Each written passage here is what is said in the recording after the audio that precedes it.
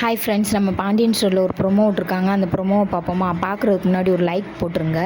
எது தெரியக்கூடாதுன்னு மயில் நினச்சிருந்தாலோ, எது தெரியக்கூடாதுன்னு மீனாட்டையும் சொல்லியிருந்தாங்களோ, எல்லாத்துட்டையும் சொல்லியிருந்தாங்களோ, அந்த விஷயம் வெளியில் தெரிஞ்சிருச்சுங்க. நம்ம மயில் மாசமாக இருக்காங்கன்னு தெரிஞ்சு போச்சு.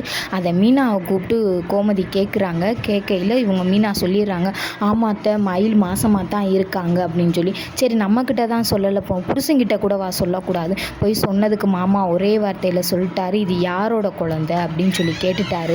அதனால அக்கா யார்கிட்டையும் சொல்ல வேணான்னு சொல்லிட்டாங்க அத்தை அப்படின்னு சொல்லி சொல்கிறாங்க. இந்த மாதிரியா சரவணையன் பேசினியா அப்படின்னு சொல்லிட்டு கோமதி, நான் கூட வேணா இனிமேல் டைவர்ஸ் பண்ணுவோன்னு சொல்லிக்கிட்டு இருந்தவங்க இப்போ என்ன பண்ண போகிறாங்களோ அப்படின்னு நினச்சப்ப கோமதி சூப்பராக பண்ணாங்கங்க. என்ன பண்ணாங்கன்னு பார்த்தீங்கன்னா, நம்ம சரவணை கூப்பிட்டு வச்சு அடின்னு அடித்து ஒரு பொம்பளை பிள்ளைய பார்த்து கேட்குற கேள்வியாடா நீ எல்லாம் கேட்டிருக்க, நீ எல்லாம் மனுஷனாடா அப்படின்னு சொல்லி கோமதி சத்தம் போட்டு வீட்டில் எல்லாருமே சத்தம் போட்டு எல்லாருமே யோசித்து பார்த்துறாங்க.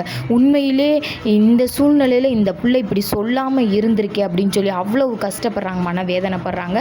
நீங்கள் என்ன நினைக்கிறீங்க? நம்ம மயில் நம்ம பாண்டியன் ஸ்டோரோட சேர்ந்துருவாங்களா, சேர மாட்டாங்களா?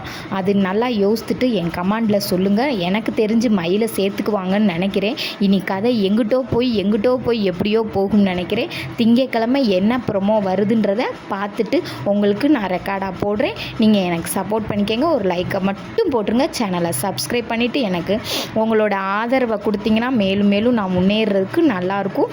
இனி வரப்போகிற நாடகங்கள் எல்லாத்தையும் உங்களுக்கு கம்பல்சரியாக எடுத்து கரெக்டாக போட்டுருவேன். நம்ம பாண்டியன் ஸ்டோர் இன்னும் 1 வருஷம் 2 வருஷத்துக்கு ஓடணும்னா நீங்கள் எனக்கு ஒரு லைக் போடுங்க. நான் உங்களுக்கு வீடியோ போடுறேன்.